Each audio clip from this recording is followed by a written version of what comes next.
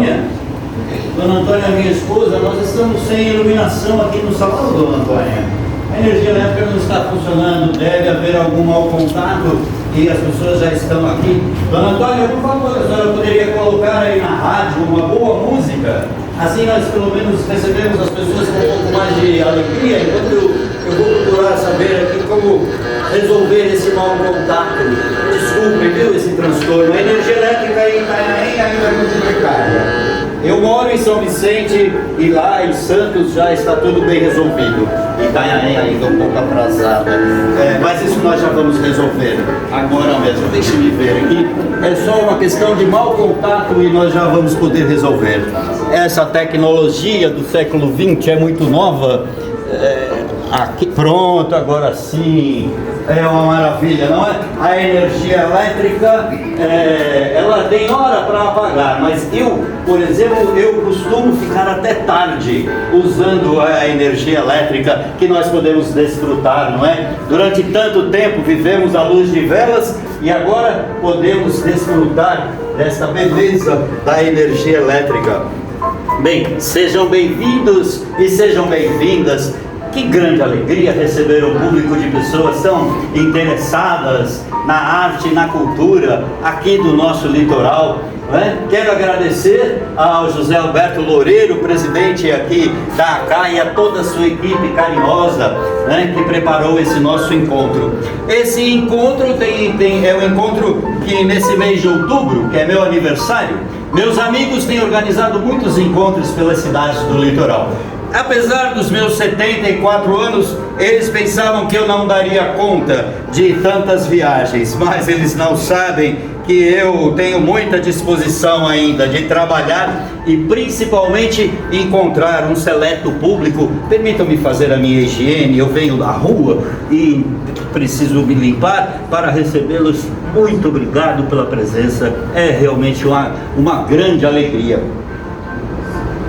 Meus amigos dizem que eu devo contar a minha história e eu pergunto que interesse poderia ter as pessoas na história de um velho artista, um operário da arte como eu. Mas os meus amigos dizem que a minha história talvez possa servir de inspiração para alguns. Vou lá, se é assim, então vou lhes contar umas curiosidades. Poderia começar pela curiosidade do meu nome, Benedito Calixto de Jesus. Não é um nome sofisticado, mas é um nome santificado. São nomes de santos. Benedito, por exemplo, é o nome do santo de devoção de minha mãe. Dona Gertrudes, muito católica, era devota de São Benedito.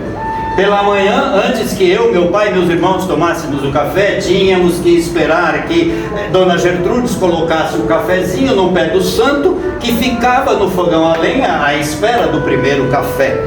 Eu não sei, ela dizia que era uma tradição religiosa. Não sei se alguém aqui conhece essa tradição de colocar o cafezinho para São Benedito. Alguém conhece? A Dona Gertrudes, muito católica, mantinha essa tradição. E nós tínhamos que esperar que o santo recebesse o seu café. Calixto é o nome do santo do dia em que eu nasci. 14 de outubro, o Papa São Calixto. E de Jesus é uma história muito curiosa do meu pai.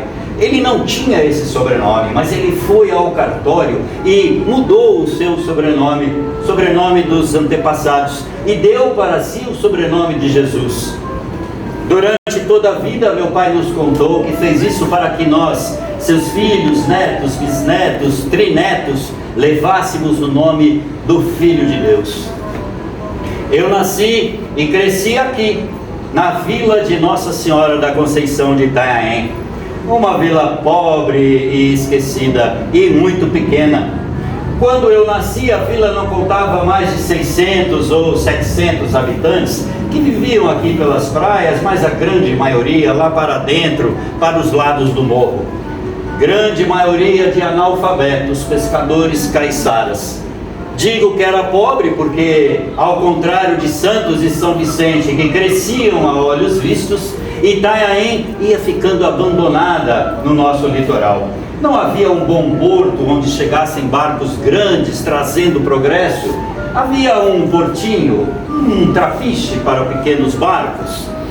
Era realmente uma vila pequena e muito pobre. Não havia investimento da coroa, não havia interesse no progresso da vila de Itanhaém. Bem, eu nasci e cresci ali no Largo da Matriz, que se chamava Largo do Cruzeiro. Nasci num casarão de paredes muito brancas. Eu sou desenhista e pintor, talvez vocês saibam. Mas minha mãe me contou durante toda a vida que eu comecei a desenhar com 3 anos de idade. Eu saía andando pelo casarão, pegava pequenos pedaços de carvão do fogão a lenha onde ela cozinhava e saía riscando as paredes do casarão. Paredes muito brancas, muito alvas, paredes bem caiadas.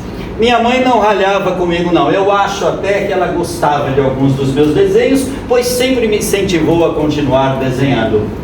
Não mais nas paredes do casarão. Uma vila pacata, silenciosa, e eu cresci, e quando tinha idade para começar a estudar, minha mãe me levava até o alto do morro do Itaguaçu, no convento de Nossa Senhora da Conceição. Quando podia ir sozinho, eu subia correndo. Hoje já não posso mais subir assim. Passava o dia todo lá em cima no convento, junto com os religiosos, aonde eu aprendi as primeiras letras, a alfabetização, a leitura. Eles me davam papéis e pedaços de carvão do fogão a lenha, e eu ficava lá desenhando. Eles tinham muita paciência comigo, porque eu era um menino muito curioso. Eu fazia perguntas que eles achavam graça. Eu queria saber, por exemplo, como é que os jesuítas tinham subido essa serra, essa muralha cheia de animais ferozes, e eles tinham chegado até o alto da montanha para fundar a vila de São Paulo de Piratininga, sem serem devorados pelas feras da floresta. Os religiosos achavam graça das minhas perguntas e me contavam essa história do Brasil e outras histórias do nosso Brasil. Eu devo a esse momento da minha vida o grande amor que tenho até hoje pela história. Chamam-me historiador, mas eu prefiro dizer que sou um pesquisador independente da história. Eu escrevi muitos livros de história, a história do Brasil, principalmente os acontecimentos aqui do nosso litoral. São muitos acontecimentos, e esses acontecimentos estão registrados em alguns dos meus livros. Por exemplo, a Vila de Itanhaém, que inclusive foi publicado recentemente aqui, já está disponível para quem quiser conhecer, onde eu relato, através dos meus estudos que fiz nas igrejas, nos conventos, nos cartórios por onde passo. Sou um pesquisador e escrevo os meus livros. Faço isso para deixar um legado para as futuras gerações, contando a história como ela realmente aconteceu, para que no futuro não venham aventureiros lançar mão querendo contar histórias diferentes. Já disse que sou desenhista e pintor e escritor. Vivendo na pobre, pacata, silenciosa vila de Itanhaém, cresci sem muitas novidades na minha vida de criança. Mas eu me lembro muito bem, quando eu tinha uns 7 anos de idade, naquele tempo, era muito difícil que viessem vigários para rezar os serviços na igreja, as missas e os batismos. Eles não tinham incentivo para ficar aqui na vila muito tempo, né? Então eles não permaneciam. Mas naquela manhã de domingo eu acordei assustado com o barulho do sino tocando incessantemente, porque havia chegado um vigário no final do dia anterior, e ele rezaria a missa logo cedo. O sino tocava para chamar todos da vila. Minha mãe me calçava umas botinas apertadas nos meus pés. O meu pai me puxava apressado pelas mãos para não perder o horário da missa. Eu não gostava daquelas botinas apertadas nos meus pés. Eu, menino da vila, gostava de estar ali na Praça da Matriz descalço todos os dias, brincando, correndo, espantando as galinhas, fugindo dos cachorros. Mas eu aguentava as botinas apertadas nos meus pés até o final da missa, porque ao final eu entregava para os fiéis alguns desenhos, pequenos desenhos que eu fazia com pedaços de carvão, e eu dizia que era o retrato deles, eram uns rabiscos, mas eles achavam graça daquele menino, pegavam os desenhos, colocavam no altar, como para pagar alguma promessa, me davam alguns tostões, E assim eu fiquei conhecido como o pequeno artista da vila de Itanhaém, a pobre, pacata e silenciosa vila de Itanhaém. Os anos se passaram sem muita novidade. Continuei os meus estudos, alfabetização, leitura, desenhos e a história do Brasil. Quando eu tinha uns 14 anos de idade, veio morar um grupo da família, parentes de minha mãe, que veio morar no nosso casarão por uma temporada.